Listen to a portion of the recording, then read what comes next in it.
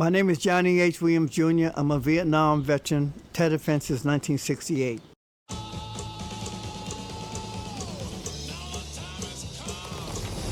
Myself and a couple of other 100 veterans got together and we saw the movie, and the movie was fantastically off the wall.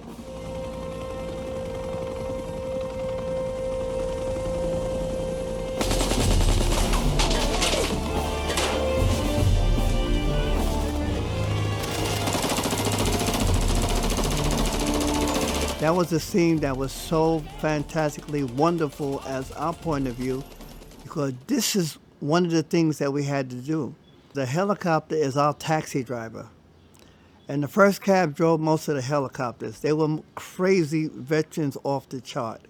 We would get into hot LZs where bullets were coming right through. Sometimes people get hit before they even get off the helicopter. And then one of the main point of view was how they took out the wounded. And it wasn't just the wounded, there was some who did not come back. This is my daughter, Michonne. And this is my own friend, Otis, from American War. Is that our daughter? Our? Yes, she is. And the scene where the gentleman had took the time out and visited the Vietnamese woman, it is so real because I also have a daughter in Vietnam, and I looked for her for 2 years, but there was no way that I can find her. Before the movie was over with, he actually got a chance to see his daughter.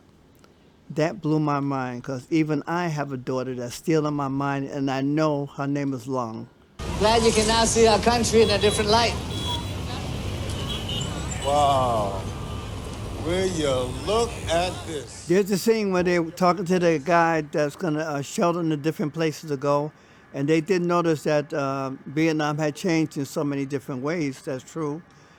But the main thing is that even myself, all these years I have been wanting to go back to Vietnam, but I said to myself, no, don't do it, because it's going to blow your mind. I know it's going to blow my mind, and the first thing I'm going to do is try to find my daughter. And if there is a way, I would have found it. At this point, I haven't. But not just that, for me to go back and go through the land like many veterans have and have told me I should go, I'm still kind of saying no, but guess what? The answer is yes. And one of these days, that's exactly where you're going to find me. Black GI in Memphis, Tennessee. A white man assassinated Dr. Martin Luther King, who heroically opposed the cruel racial discrimination in the USA. Dr. King also opposed the U.S. war in Vietnam. Black GI, your government sent 600,000 troops to crush the rebellion. Your soul sister and soul brothers are enraged in over 122 cities. They kill them while you fight against us. So far away from where... When Martin Luther King was assassinated, wow, Vietnam was hell. It was the day that everybody was scared of the black person for what just happened to Martin Luther King. Could you imagine something happened to Martin Luther King and I'm standing in front of you with my machine gun and you're gonna call me a name? I don't think you wanna do that.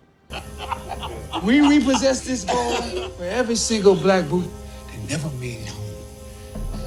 Every brother and sister stolen from Mother Africa to Jamestown, Virginia, way back in 1619. We give this gold to our people. Well, the scene of when they was inside the airplane and they actually found the gold and everything, they got to the point in their minds and their hearts and their soul and their body where they said, let's give this gold to the people who actually need it. They were talking about the people just exactly that they were, because we have been going through a hell all these centuries and nobody there to take care of the people who do need help. Help is on the way is one thing that we always say each and every day, and therefore, the first thing in their mind was to take care of the people. My 501c3 is called Help Is on the Way for Veterans 1024 CORP.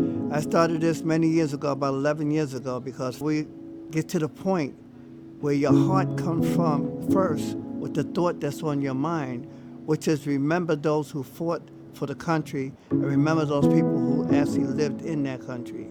This is what the veterans do. As a black man in the Vietnam War, it kind of made me feel not too good of the things that we had already been going through here at home. And there's some who did not want us back there in that country for the simple fact that we were the one who took out their family members. And of course, I understand the way that they feel, but my heart is in the people and the things that go on in their lives then, today, and tomorrow.